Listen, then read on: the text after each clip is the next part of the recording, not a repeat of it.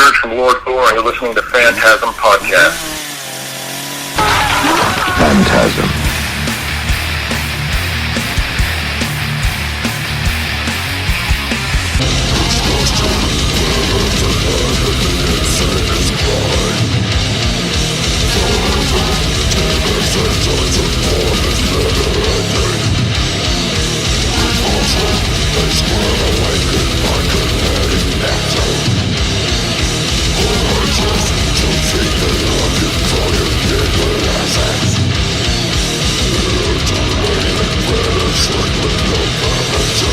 Gore Christ Phantasm Podcast. I am here with Gurge of Lord Gore. We're here to talk of their new album, Scalpels for Blind Surgeons. Came out August 9th on Everlasting Spew Records. Gurge, how you doing, man? Doing great. How you doing, man? Doing awesome. This is a huge thing. It's 15 years since the last Lord Gore re-sickened. It's fucking awesome. It's definitely a classic death metal record in my opinion. So talking about, before we get into the track by track here, a little bit just about coming back into this and making the new record.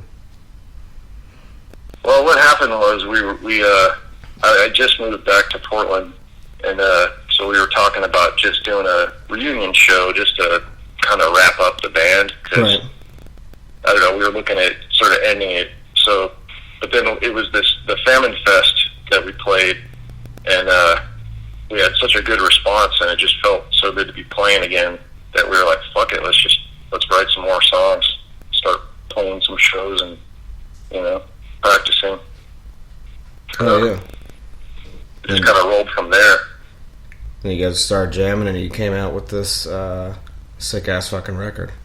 Yeah, well, first we did that Cronenberg demo, just to kind of old school it, and like so people would have two different versions of some of the songs, and like we knew people would appreciate that because we'd appreciate it. So we demoed it out, and it had good response, and so yeah, we just decided to start looking for a label, and Everlasting Spew contacted us. And then the demo had like Ethan or Genocide, a Million Maga March on it, right? Yeah, and Incubation Sickness. Yeah, Incubation Sickness, yeah. That's probably my favorite track on the album. That intro riff is fucking ridiculous. Just a good way to, ran that third track there. I was like, holy fuck, this is good. And then you guys did put out I guess it was a reissue of your first two albums too, last year. Right, on Horror, Pain, Gore, Death. Yeah. And it was nice to hear, you gotta have tracks like Morgue Horror and, all that stuff still around, so it was good to have that again. It's nice to have Yeah, no, we're looking for, we're still planning to do vinyl release too. Oh, yeah. The first two. That's fucking awesome. Well, I think we're just need to get right into this. We'll go ahead and do the track by track of Scalpels for Blind Surgeons. You start off with number one, Planet of Forgotten Flesh, and you got a line from, I think it's The Entity that's on there in the beginning. Right. Where it's like, welcome home, cunt. That's fucking awesome. Fucking classic scene of the movie where it's just like spine chilling, because it's like broad daylight and that door slams. It's just fucking, I don't know, it gives me goosebumps. It's a sick line, and that movie's got fucking Ron Silver in it. That's the oh yeah, it's the senator. I hate Ron Silver. I have like a lifelong, he's kind of like Paul Reiser for me. Like I despise Paul Reiser just because of Burke. Yeah, you know what I mean? He's that senator in fucking Time Cop. That's like my favorite Van Damme movie. It's fucking funny. So yeah, Planet of Forgotten Flesh, first track. Talk a little bit about that. Well, it's just a continuation of the story of the Forgotten Flesh. It started off just on the first album. It's just like the concept was, you think about all these chunks that you cut off of yourself every day, or pieces of yourself, the hair, toenails, pieces of skin, whatever. People flush dead goldfish, and some places they flush fetuses. Who knows? Right. But another inspiration for it was Mermaid in the Manhole. Yeah. Just like the thought of all that organic matter getting out down in the sewers collecting, and what if it somehow developed sentience and started to mutate itself and just that kind of thing. It's sort of a Lovecraftian fantasy. Yeah. That's fucking. And from there, it went to Son of Forgotten Flesh, which was like, you know, scientists get a hold of it, they start fucking with it, you know, giving it cybernetic implants and fucking with its neural capabilities, trying to reproduce it for, you know, organic chips or whatever. Yeah. Bioweapons, that kind of thing. And then in Planet of Forgotten Flesh, the Forgotten Flesh is exiled from the planet Earth. So they're like, you know, going across the cosmos looking for a new home, and it's about them finding the planet and populating the planet and making plans to come back and take the Earth from humans. It's fucking nasty. So, it's awesome. Yeah, sort of sci-fi. Yeah. Pulp. Yeah, that's good. Good way to start the record, especially with that. That's it's pretty fucking gross in the best way possible. Just thinking of like reminds me of like I think like a, you know, Terror Vision or something along those lines, kind of. Right. Yeah, that's pretty badass. All right, number 2, the Deformer. Yeah, the Deformer is a very specialized serial killer story. It's an alien disguised as a human, and he can perform all these crazy experiments on humans and mutate them and expose them to pathogens and you know, funguses that alter perception and cause the body to deform in certain ways. Like, he's brought parasites and organisms from other worlds specifically to fuck with human beings, and we're sort of like dogs for his race. Like, dogs, you know how what we've done to dogs. I mean, look at Chihuahua. I own a Chihuahua. Yeah. But it's like, you know, you think about it, that came from a fucking wolf. So he's like domesticating humans, kind of. Yeah. Yeah, and it's because they're so malleable. And this species of his, to him, we're like that. We're just a malleable clay. So he makes all kinds of crazy fucking deformed creations. He has like a menagerie, like in that Star Trek episode. Oh, that's fucking awesome. Yeah. It came from a short story I was going to write, and then it came time to do the album, so I was like, fuck it, man, I can't be using my energy to write short stories. I got to write a shitload of lyrics here. Hell yeah. And it just fit with the music, because it has a very Autopsy sound, that song particularly. Oh, yeah. That's fucking sick. All right, Incubation Sickness, number 3. It's my favorite one on the album, I'd say. Incubation Sickness is more of like, you know, more of the body horror themed, about, you know, sort of becoming pregnant with some crazy fucking mad scientist concoction or genetically engineered life form. Yeah. It's basically that kind of stuff. It doesn't have a whole lot of depth to it as far as that. And it's also got, you know, body horror as far as just being flooded with insects and, you know, lots of fucking pupating insects rupturing out of your skin and all that kind of shit. Basically the standard Lord Gore fare in that sense. Yeah, Vincent would not like the lyrical content of that. He's like, really, we try to watch some of that stuff, and that's the way to get him is with bugs. He just doesn't. He's like, fuck what was it now? What were you saying? My co-host Vincent, he would hate that shit, because he's not into the bug thing. I always try to get him. Man. Like, he's, you know. That's awesome. I love hanging out with those kind of people, because you just watch them cringe. Yeah, it's the only thing. You can watch anything else on this planet, but you put on The Nest or something, and he just like, whoa, he won't do it. But you should fucking tie him down and make him watch Hellstrom Chronicle. Or The Fly. I mean, The Fly is pretty hard to watch, honestly. Like, I used to watch it way too much as a kid, like when I was really young. Like, The Fly would come on and watch it every single time, and I don't know why. Yeah. Because I wouldn't now. The Goldblum one? Yeah. The Cronenberg one? Oh, yeah. Yeah, the fucking effects are so sick, dude. Yeah, it's just like, so chunky and fucking Dinty Moore looking, you know? Yeah, it's disgusting. It's really disgusting. You know, especially when he starts throwing up on the food, and he looks like he's like a glazed donut at that point. He just looks so disgusting. And I love his little museum of Brundle with the fucking, I swear to Christ, there's like a cock and balls in there, like on the shelf. Yeah. Oh, that movie's fucking disgusting. Alright, number 4, Lord of the Flies. Lord of the Flies. This is specifically about our president.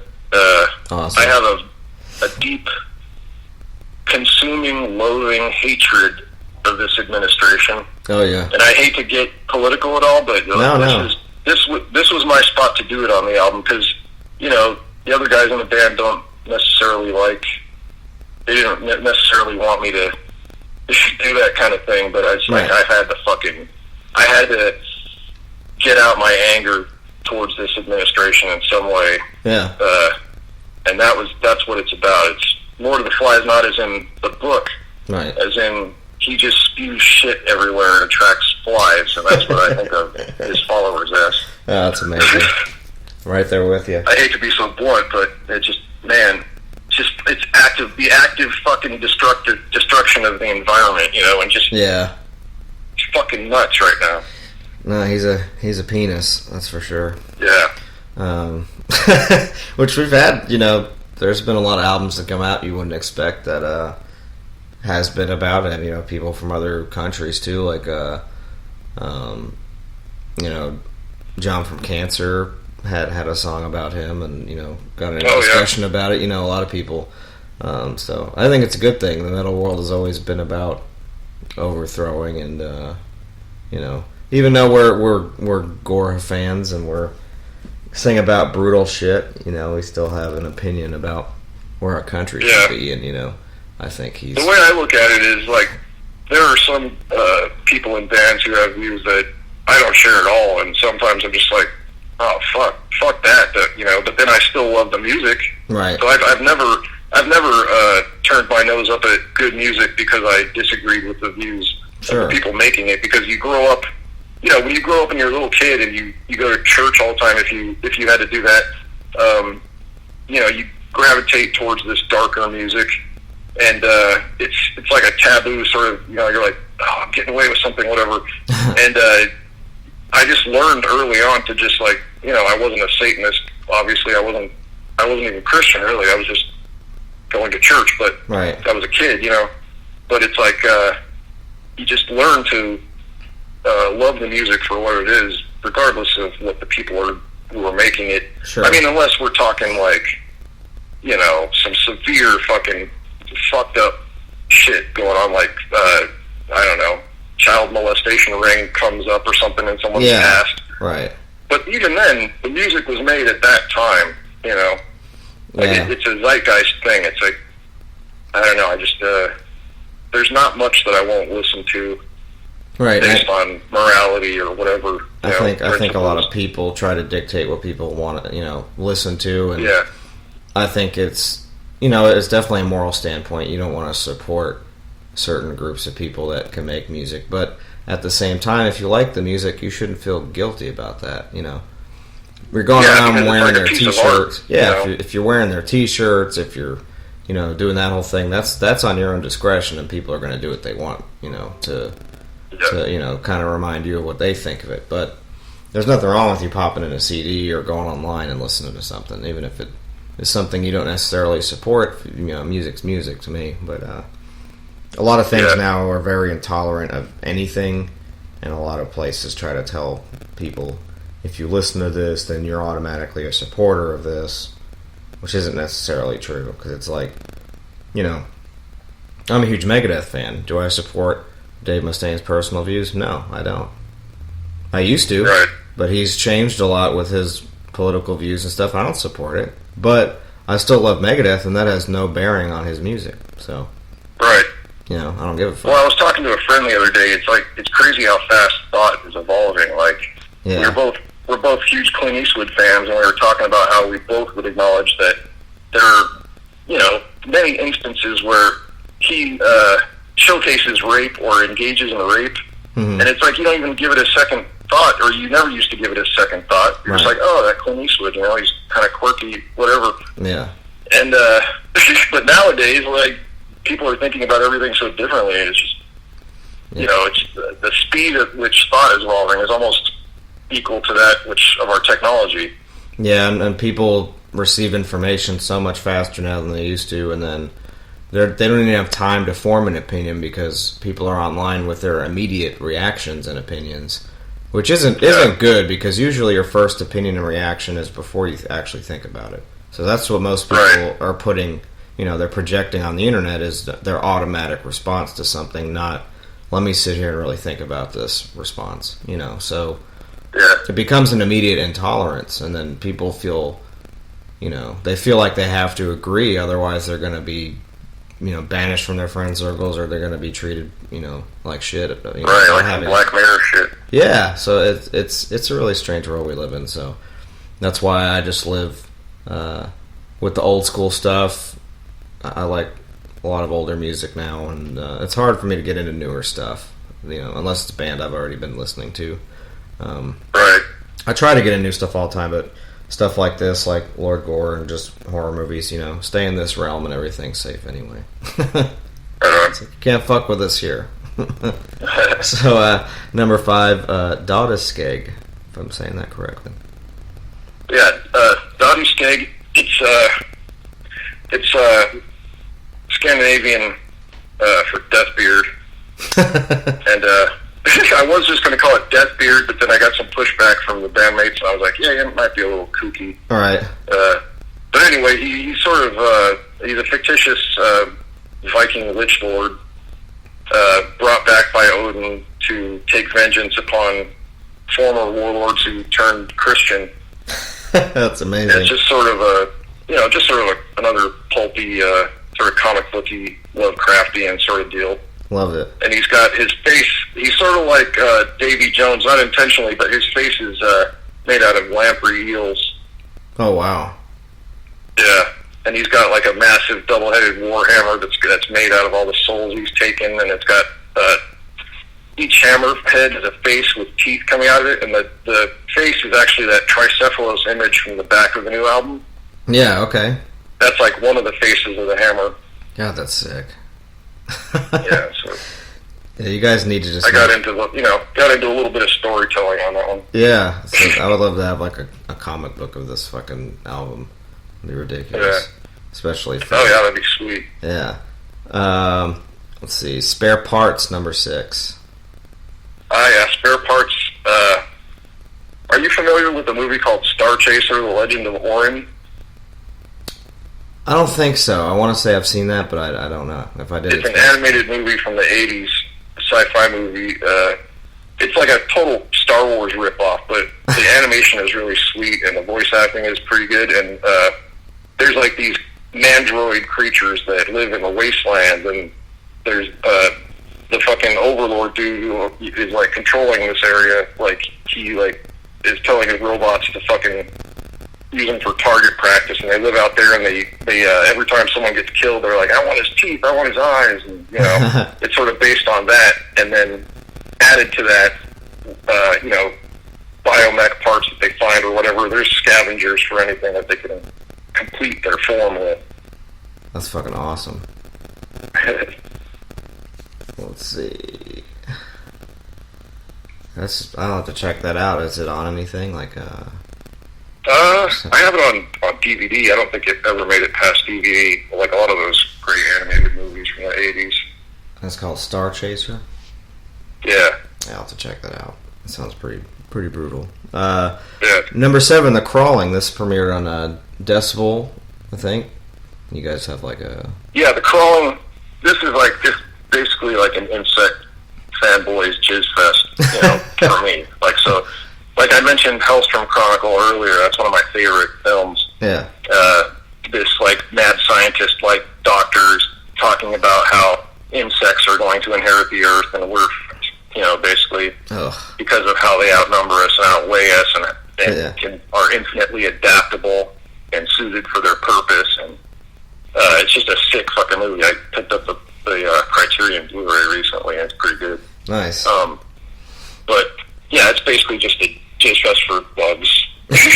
And we were gonna do it after Resicking came out. We recorded some songs that we had, and there was one called The Crawling that was completely different, but then we lost all that shit. Oh, wow. So we just reformatted the whole thing. Nice.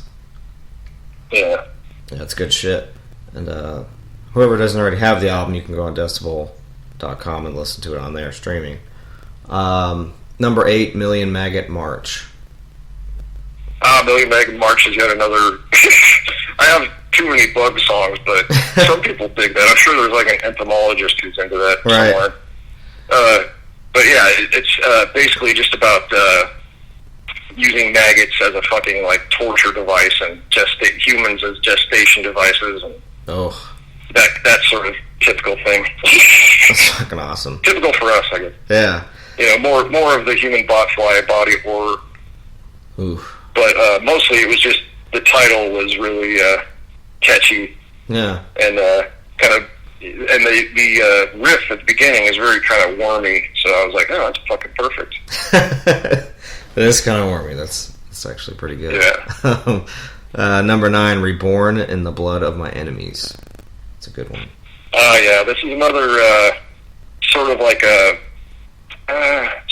less specific, just fucking unleashing of, you know, just fucking raw hatred, not toward anyone or anything in particular, just like, it's just talking about a guy losing his shit, basically. Yeah. It's like, you know, fucking Rampage style. Just more, you know, more fiction. Yeah. But it reflects what I think a lot of people feel at times in their lives, and you feel like you're just fucking about to snap, and this is like sort of an audio representation of going over that edge. And just accepting it and saying fuck it. It's like which I don't recommend, but you could write a song about it. Why not? Yeah, don't be Michael Douglas from Falling Down. Maybe think about it first. Yeah, although god damn it, I love that fucking movie. I do too. It's like, I just want breakfast. I think about that like every day. It's kind of scary. Oh man, we were going to use that. We were going to sample that part where he's like, "How do you like it, man? Is it good?" And she's like, "Yeah." It's like, it's so fucking classic. Though. I think we forgot. Oh, that's awesome. Yeah, every time I go into like because I'm never, you know, I'm up at like 7 a.m. when I get off work, so, and I've never been like a breakfast person really. But every time I think about Falling Down, maybe that's not healthy, but I'm usually just, you know, walking around with It's so classic, dude. Yeah, it's good shit. Number 10, Entheogenocide. I love this track too. It's probably my second favorite. Right on. Entheogenocide, the concept here is a fucking squad of like Space Marine looking dudes that are like, this is like in the future, right, where modern warfare, and they've engineered an entheogen, which is like, you know, a fucking a substance for speaking to God, I guess is what you'd say. Mushrooms, LSD, DMT. They've engineered an entheogen that lets the user think they're playing like a video game, you know, so it just encourages and rewards the pleasure center for the more carnage you can create. So these are like fucking Space Marine Terminator dudes. They're just unleashed in a civilian population of the enemy and just fucking, you know, they don't stop until there's nothing left, basically. Damn. Which is another bleak thing and something, you know. Yeah. I don't like violence any more than anyone else, but it just pops into my head a lot, so. Well, it is fun to write about, you know. It's oh, hell yeah. Better to write it and imagine it than actually do it, but, you know. It's fun to write about. It's fun to read about. I've seen every.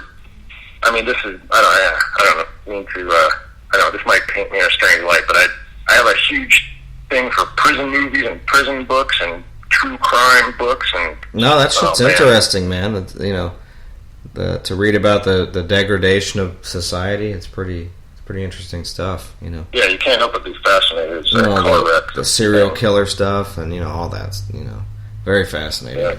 And kind of, in a weird way, it's actually cool. Like, it's kind of like, yeah, this is awesome. But then you're like, wait a second, this isn't awesome. This is fucked up, because I wouldn't do it. But, you know, somebody else doing it is crazy. People get to that point, you know. Or, you know, we're built to get to that point. Number 11, Attack of the Stem Cell Junkie. Yeah, this is, it's similar to Spare Parts, but more about genetic matter and specifically stem cells and people that have become addicted to what they can offer, which is, you know, nothing short of amazing if you've read on it at all. Yeah. As far as like curing injuries and just restoring a sense of vitality. But, you know, of course we can't, I don't think we can take advantage of it in the States, but I think like South America or something.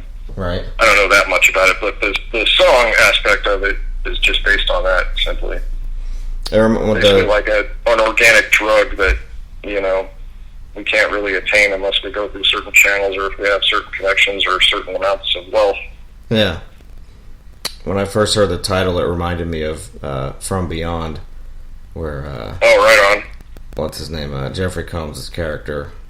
He's like, yeah. He's just starting to eat like the back of people's brains, and he's just he turns into that fucking nasty fucking dude, where he's got that eye coming out of his that hospital forehead. gown that's all stained with brain matter, and his pineal gland is all flopping around. And he just starts going around. It becomes like a weird like slasher kind of, where he just starts killing everybody and eating the inside of their, you know, the back of their brains. It's fucking disgusting, but it's that's definitely one of my favorites. That movie was a big influence on this album. Not just because it contains a ridiculous amount of hot pink, which we were like totally into when we wrote the album, but just the themes and the Lovecraftian body horror nature of it. And BDSM Barbara Crampton. Oh yeah. Oh hell yeah! And Ken Forey, of course. Oh yeah, we've had Ken on a couple times. Actually, a good friend of ours, and that's awesome. We had he said that there was a lot of controversy on the making of From Beyond, which we didn't know about. I guess some stuff. Oh man! That. But yeah, that's definitely our favorite, probably of his, and that movie's just fucking raunchy. Yeah. And shot really well, and oh man, I can go on all day about that one. But yeah, we'll talk about horror a little bit. What's some of your go-tos? We've gotten out that you're a body horror guy, so. What are you talking about, movies? Yeah, horror movies. Well, my number one is John Carpenter's The Thing. It never changes. It's just fucking written in stone. Yeah. Because it's the best fucking practical effects, in my opinion, that have ever existed. Just fucking genius. They're pretty disgusting, yeah. It's even to this day for me, it's kind of hard to watch. I saw it in the theater when I was a kid, and I didn't sleep right for a couple nights after that dog kennel scene. Yeah, and I have a husky, so that was difficult too. You know, it was after I've seen it, but it was once I got him, and then watching The Thing a few more times, it was just like, ooh. Yeah. Just want to keep it. And then also on the list, I'd say the Blob remake is high up there because of the effects. God, it's so just good. Huge fucking hard on for the Fly, the Blob, and the Thing. Yeah. That triumvirate of remake, you know, just the effects are so right on, dude. Yeah, the Blob I think is very underappreciated because that movie's fucking gory as shit. You know the scene with the sink. Fucking even the scene with where it comes out of the sink. That's my favorite one. Man. Yeah, it's so raunchy. So good. And you got that. And also, I'd say like my top 5 would probably be The Thing, Holy Mountain. Yeah, Holy Mountain's pretty crazy. What's his name? Happiness. I can't remember the director's name right now, but Happiness. That's fucking excellent. And then also Conan. Oh yeah. And let's see. Oh, and Dune. Yeah, that might be more than 5, but whatever. Yeah, well, they're supposed to be making a Dune for next year, I think. I know. I'm so fucking stoked on that. Yeah. The only thing I don't like is the casting of Jason Momoa as Duncan Idaho. I don't mind Jason Momoa, but he doesn't really fit Duncan Idaho, I didn't think. But other than that, everything about it, I'm fucking stoked on. Yeah, it's going to be pretty good, I think, and I think it's going to be more in tune with the book, apparently. But you know, I like the Kurt Russell movie. I thought it was pretty awesome too. Yeah, I mean, like the fucking like a lot of people hate the Lynch one. I fucking love it, dude. Yeah, like he doesn't even want to acknowledge it or whatever. But it's just the sets and the costume design, like. To this day, like, I just want a still suit just to fucking have one. Yeah. I don't care if it works. It just looks so cool. And a Chris knife. Oh, yeah. Do you have any favorite kills from horror movies? Oh, man. Yeah, Men Behind the Sun. Yeah. When they make that dude's intestines come out in the compression chamber, I love that. Is that the one, is it about Vietnam, that movie? No, it's about the Japanese and China sort of, you know, it's akin to what the Germans did to the Jews. It's yeah. Horrific experiment. I knew it was like a military movie. I wasn't sure what time period it was. But as far as the effect, I was like, fuck, man. Like, I mean, I know they had like a real child's corpse in it, I think. I'm not positive on that, but but just watching that intestine just unfurl out of that dude's ass, I'm like, Jesus Christ, that's sick. Yeah, that movie was very controversial.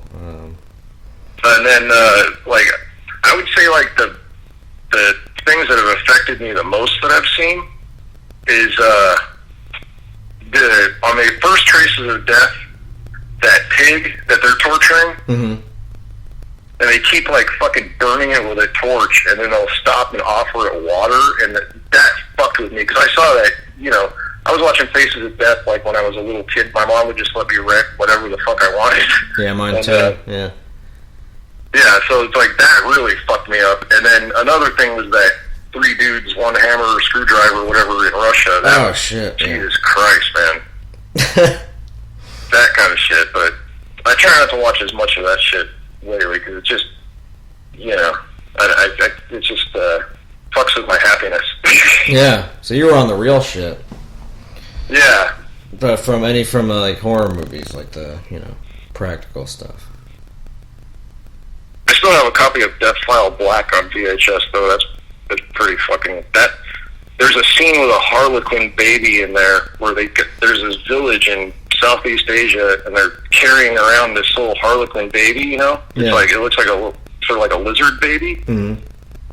And all I remember thinking is, like, fucking A, that thing has got to be in excruciating pain. Yeah. Like, just do the right thing. I mean, how's that thing gonna... I don't know how I guess you can get over it, but it's like, fuck me, that looks...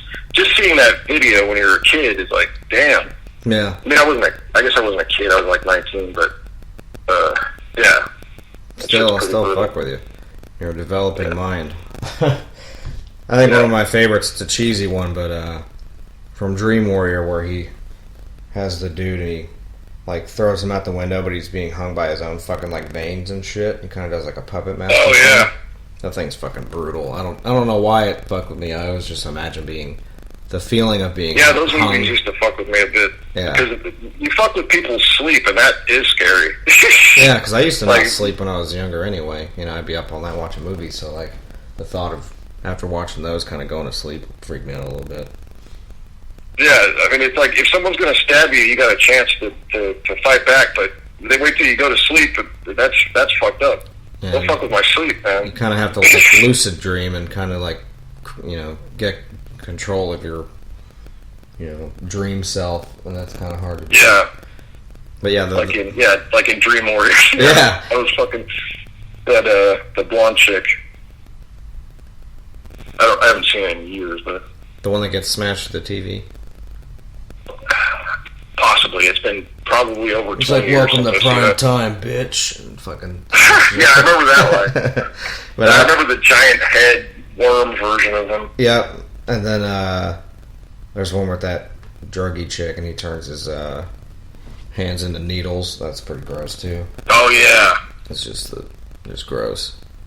That's another type of horror altogether, like fucking, you know, Requiem for a Dream, that kind of shit. Yeah. Fuck.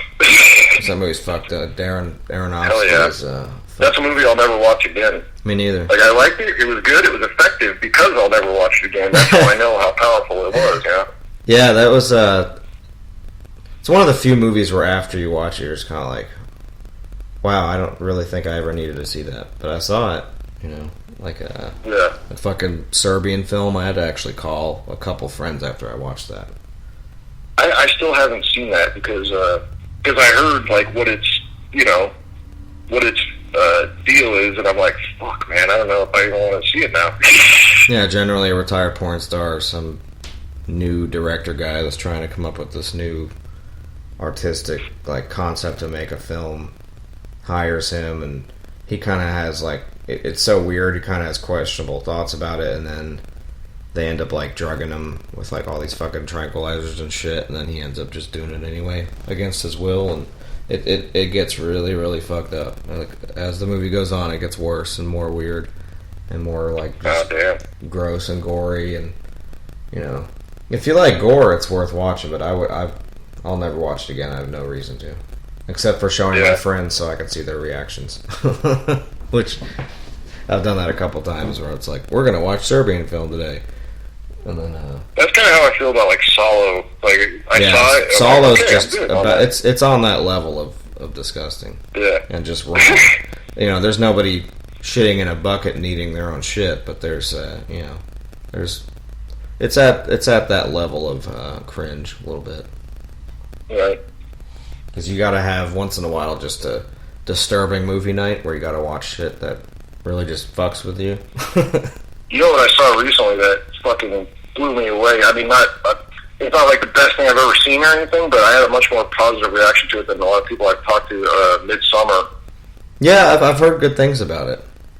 Oh man, it just in Hereditary, like this director has like a thing for like religious awe. Like at the end of the movie when he's being declared payment and all that, there's like this sort of, I don't know if it's string instruments, but there's a sort of like an instrument, like a sound that he uses for godlike awe. Yeah. He uses it again in Midsummer, and it's just fucking, it's really cool because like just the broad daylightness that everything happens in. Yeah.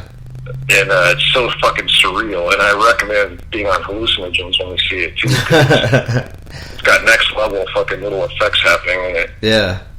Yeah, I was impressed with Hereditary. It actually was intriguing, and the whole time I was watching it, I was like actually into the story, where I was like, I want to know what the fuck is going on. Yeah, the acting and just the fucking dread, the palpable dread in that film. Yeah, and it goes out of nowhere. It just kind of, I mean, it's a train wreck of a movie. Like I didn't expect any of it when it happened. It just takes a crazy turn. Like not even a quarter of the way through the movie, you're just like, oh fuck, okay, now I'm interested in what the fuck's gonna happen now. And then it's pretty badass. I had a good time watching that one. There's a movie I've been wanting to watch. I've read some reviews about. I was a big fan of the Banana Splits when I was younger, because I used to have the Hanna-Barbera channel. Oh yeah. And they made a horror movie about the Banana Splits, like characters. That's a pretty good idea, actually, if you do it right. Yeah, and it looks really good, and apparently the effects are great, and it's very gory, and it's just it's like in a world where the Banana Splits was on the air for like 40 years, like they just kept it going. And now these guys in the suits are just like, I don't know, they're fed up with it, I guess. They cancel the show. I don't remember what the deal is, but they just start fucking hacking people up, and it looks pretty badass, so I have to check it out, so. Right on. You're a fan of that. That new Joker looks fucking really interesting. Yeah, I like Joaquin Phoenix, so... Yeah, have you seen The Master? No. With him and Philip Seymour Hoffman? It's fucking amazing, dude. It's like this sort of a fake little snippet of a biography of L. Ron Hubbard in a way, like when he's on his boat. Oh, wow. Yeah, it's fucking really cool. I recommend you check it out, dude. Yeah, it has that presence that the Hereditary guy sort of has too. Like, yeah, it just grabs you and lets you know you're viewing something like sort of special. Yeah, I'll have to check it out. And the late Philip Seymour Hoffman too. He was always a good actor. Fuck yeah, I love that dude. My favorite thing he was in was probably Boogie Nights. He was just like a fucking he got awkward down to a fucking T.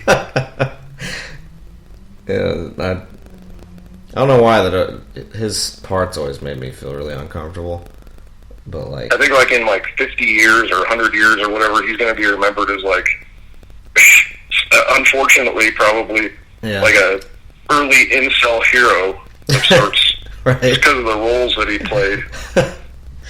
And Capote and all that stuff. He's always a and in Happiness too. Yeah, like he's just so fucking awkward. Probably me as an actor.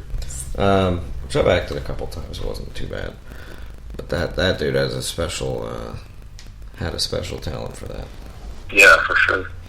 Well, do you guys, going back to Lord Gore, do you have any shows planned or any appearances? Not right now. We're just sort of seeing what the album what the response is and all that, and trying to figure out where we go from there. We're interested in writing some more stuff soon. Oh yeah. But as far as playing live, I'm not sure when actually. That's fucking awesome. But yeah, this has been great, dude. I've had a blast, and this record is very much needed. It's so kick ass. It's good to have Lord Gore back in the scene. You guys never, appreciate it, man. You guys never really left, but having all this new material to jam to is really awesome, and I think it came at a perfect time for it to happen. Appreciate it, man. I enjoyed this conversation too. Good topics. Yeah, we'll keep in touch and everything. And Scalpels for Blind Surgeons on Everlasting Spew Records from Lord Gore. It's out now. Everybody, definitely go pick this up. You don't want to sleep on it.